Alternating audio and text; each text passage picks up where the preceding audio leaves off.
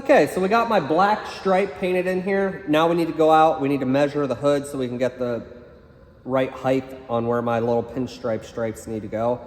I'm gonna make some measurements. I'm gonna tape it all up, then we're gonna paint the rest of this green. So I went out, I got my measurements, I used a square, and I put tape in the exact spots that it's supposed to be. So all I'll have to do is measure with this on my four corners, and then use this as a guide to where my stripes need to go. So that way it all matches up from hood to bunk, because if you don't know what a truck is, there's a hood, there's a cab, and there's a bunk. I'm painting the middle section last, so I just gotta make sure all my measurements are correct, and everything should line up perfect. Thankfully on trucks, they're very easy to measure out and make sure everything's gonna line up. So I'm gonna get this transferred onto there, show you guys that, and then we'll get right into painting again.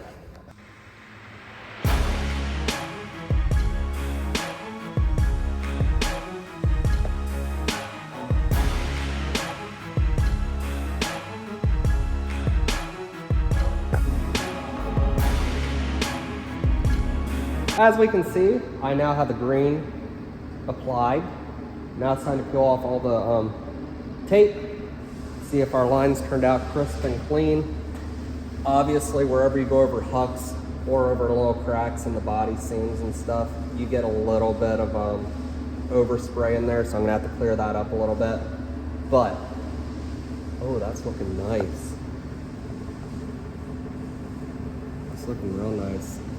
I'm gonna get all this peeled off, give you guys a good look at it before I clear coat it, then clear coat it.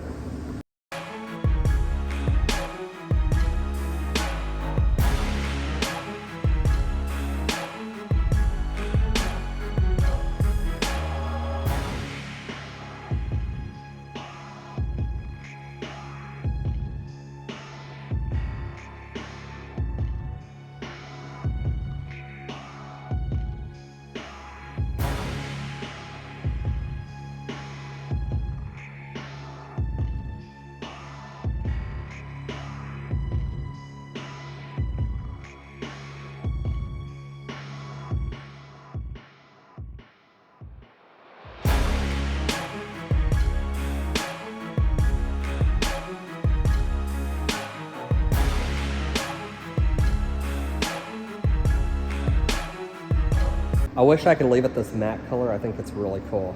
I mean, I think that's a really cool color, the flat black with the natty looking green. But if I don't clear coat it, you'll never get to see that pearl pop or anything. So it's also gonna look good to clear coat it. So let's get some clear coat on this. Let's pull the tape off and take a good look at what's going on here.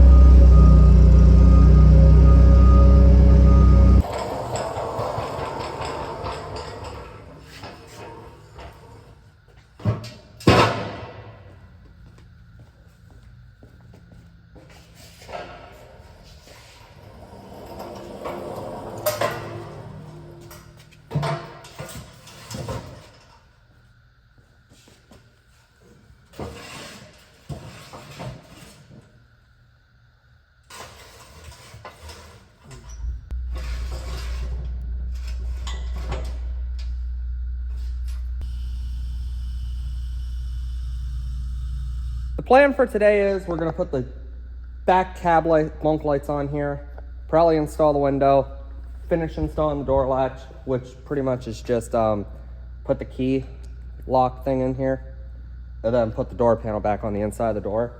We're gonna try and wrap all this stuff up here this morning because I got some windshields to change on a Freightliner, and I gotta touch up the paint on the top of our big bunk Peterbilt. So, let's see if we can get all this together real quick. I mean, everything's here, so, and I already got everything pre-put together, like it should go quick. First, we're gonna do the lights, then the window.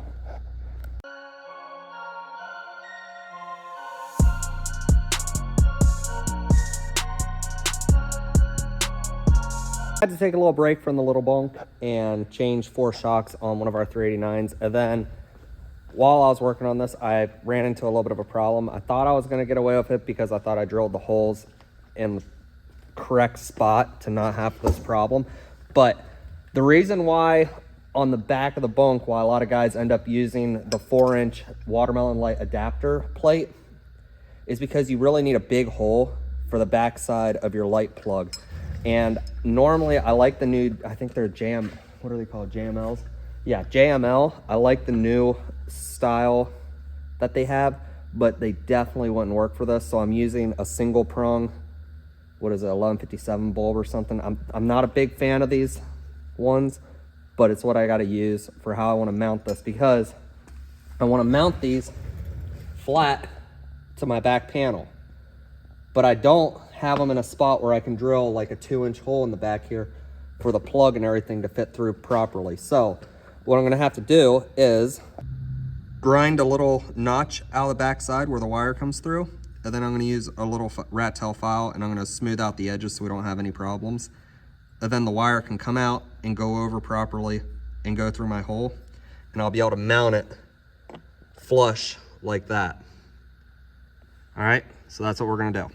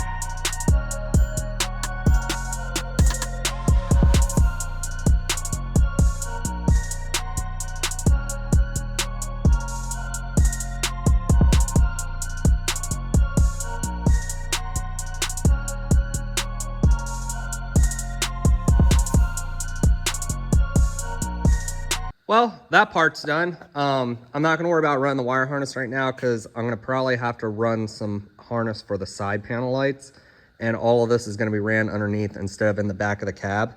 So I think we're gonna move on to the window now.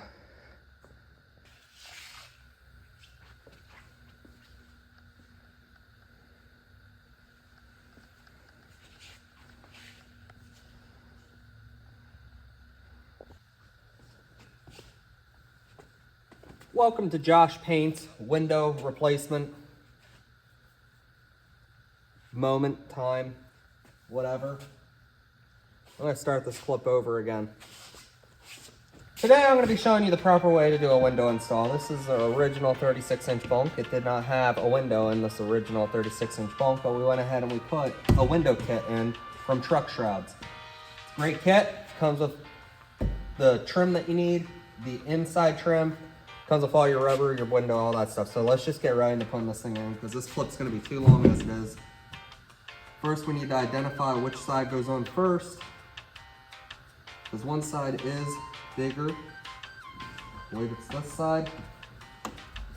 We need to work this all the way around. And as you do this, it's gonna fall off as you go, so you need to go faster than it's falling off.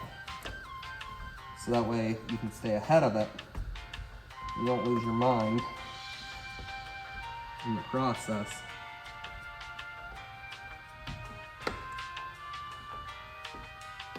Now I like to put the window well, or whatever you call this, in dry, because then it'll stay in place better. If you soak this up, it'll just fall out and it causes more headache than anything. Now, we're gonna do this. We're gonna get it first try. We're not gonna get mad. We're definitely not gonna lose our patience. And no matter what happens, when I'm running the tool around to put the actual welt in here, we're not gonna slip and scratch this fresh paint job, okay? That's a guarantee.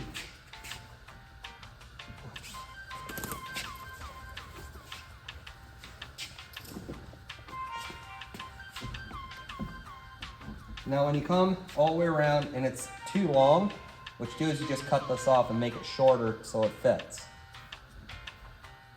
Do not listen to me. That just means you gotta work this up around these corners more. See how this is coming down? We gotta eat up all the slack. This will be the right size when we're done. Oh my gosh.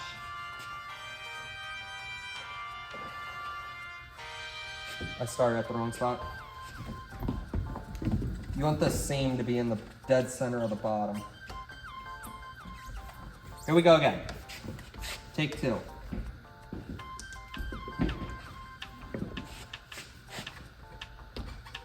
An actual window replacer person, technician, is gonna watch this and be like, haha, he's doing everything the hard way, but it works. I don't know how else you could do this. I mean, there's only really one way, so don't even come into my comments section and say I'm doing this wrong.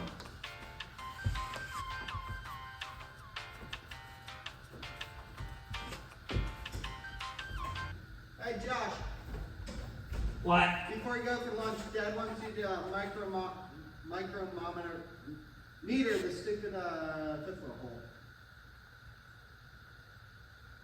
Micrometer the fifth wheel hole? Yeah. He wants to see how big the pins are, I guess. Okay. He just said make sure, let Josh know before he goes. Okay.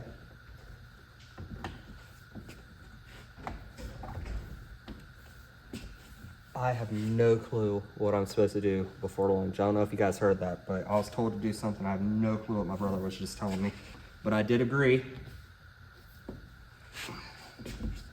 So whatever it is, I gotta figure it out and do it because it's already lunchtime. But I said I was gonna get this done before I go home for lunch. So now I'm gonna have to work really fast on this so I can have enough time to figure out what the heck he just said, because I have no clue what he just said. Let's get the glass and throw it in here. See this little fat welded together seam where they bring it together and they melt it together, or however they do that? This is Windex, we don't want to use that. Next we want to do some soapy water. We want to get it inside here.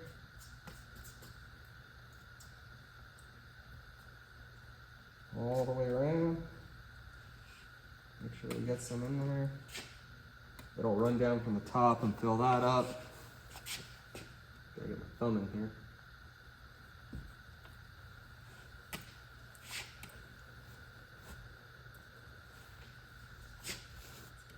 Probably been about 2 years since I installed one of these, so let's just see if muscle memory takes over. And I get this first try. Beautiful. Let's stick the window in.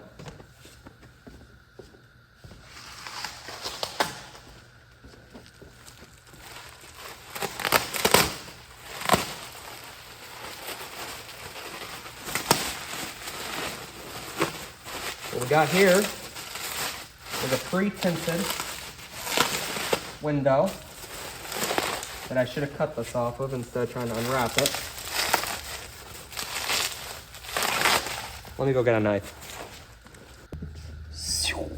What we got here is a pre-tinted window that should fit perfectly.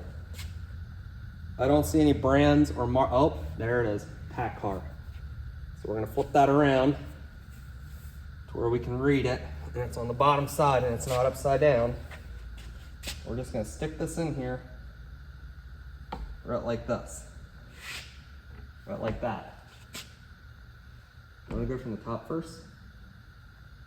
I think we want to go from the top first. Without dropping it. We're going to go from the bottom first.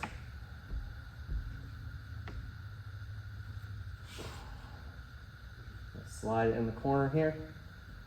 It's not listening to me. That's fine. Oh my gosh.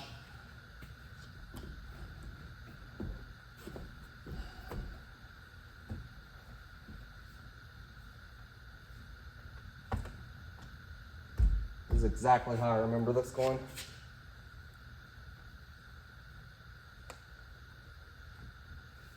There we go. No, we don't.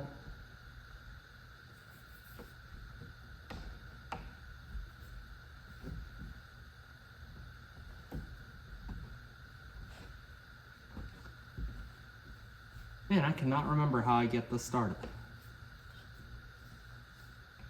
Somebody leave a comment how to get this started so I know how to do it next round.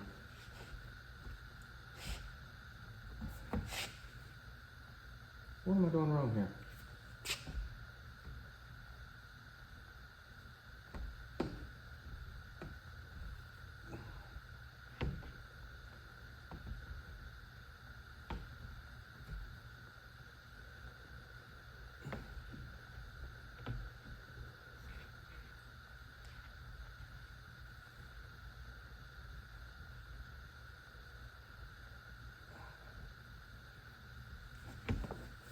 That's it. I need to reset. Hold on. I think we're going to time lapse this section so you guys don't have to watch me fiddle around with this until I get it started. Then we'll go back to normal speed where you can watch me work slowly.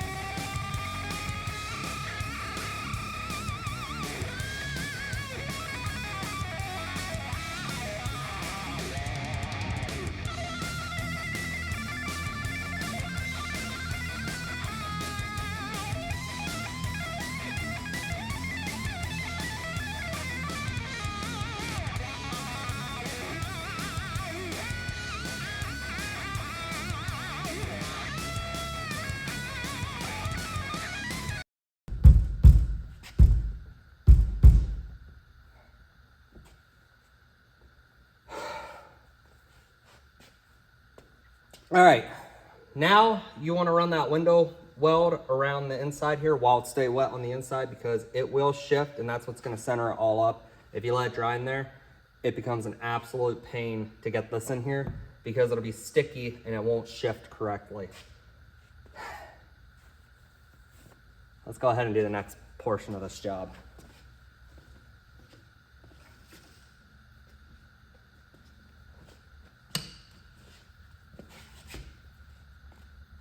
Same way here, we're gonna make our seam at the bottom.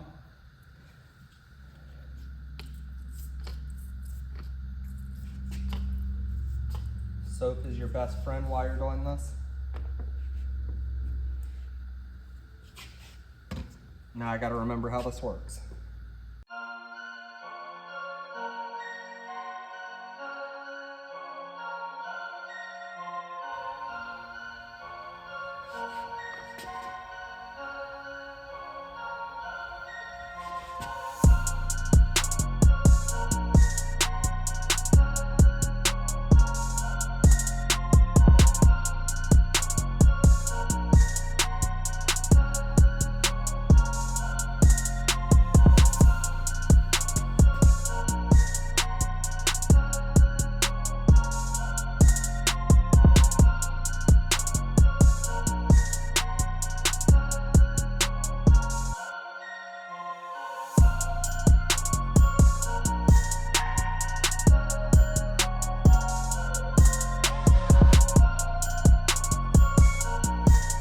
And there we go. We have a successful window install.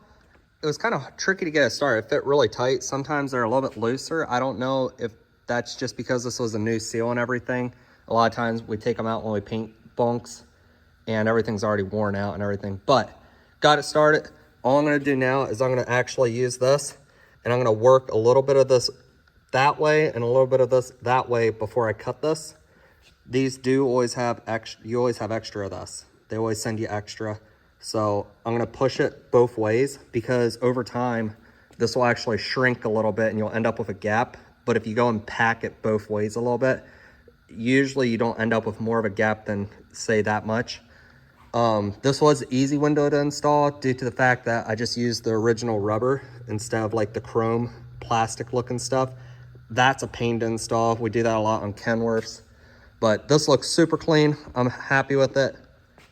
I think the back of this bunk is looking really sharp. I'm gonna do that off the camera. I believe that's the end of this video. I do need to install the plastic bezel that goes on the inside here. So I plan on installing that also. And I gotta put some carpet in the floor here and I gotta make up something that's gonna go around the wall under the bed because I removed the dividers. In a Peterbilt, you have a divider right there. So that way when you put stuff under your bed from outside, it stays right there. But in a 36-inch bunk, you need all the space you can get. So I removed the dividers and it also had factory heat AC back here. But there again, in a flat top 36-inch bunk, do you really need a separate heat AC unit for that little of a bunk? I'm pretty sure the cab's gonna keep up with it just fine because we do that on 48-inch bunks and it's just fine. We are gonna put a SPAR heater in here, so that'll work great. I'm gonna put it in that section over there. I'm gonna just wall off a small section. I already have a subwoofer box that's gonna go underneath the bottom there, taking up space, I know. But I got most of the interior stuff already done. I just need to put it all together. So I'm gonna get that all together and hopefully be back soon with another video. I hope you guys have a great Christmas. As of today, it is Christmas Eve, so I'm gonna try and get this one posted tonight so that way you guys can have something to watch this weekend or this week because it's in the middle of the week, Christmas this year. Anyways, if you enjoy what you see, like, subscribe, and all that good stuff. Catch you in the next one.